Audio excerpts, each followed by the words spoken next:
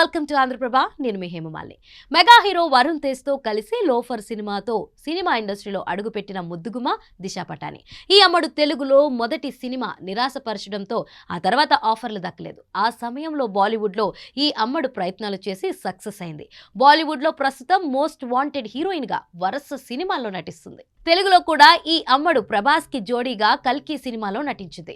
South లో చాలా కాలం తర్వాత నటిస్తున్న ఈ అమ్మడు ముందు ముందు మరిన్ని సౌత్ సినిమాల్లో నటించేందుకు ఓకే చెప్పే అవకాశాలు కనిపిస్తున్నాయి. సినిమాలతో ఎంత బిజీగా ఉన్నా కూడా ఈ అమ్మడు సోషల్ మీడియాలో మాత్రం అందాల ఆరబోత ఫోటోలు షేర్ చేస్తూనే ఉంటుంది.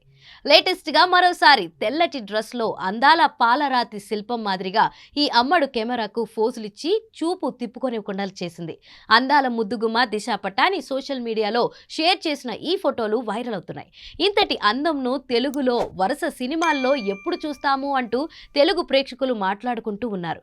బాలీవుడ్ లో ఈ అమ్మడు ఇంతటి అందంతో మరింత బిజీ అయ్యే అవకాశాలు ఉన్నాయని కొందరు అభిప్రాయం వ్యక్తం చేస్తున్నారు.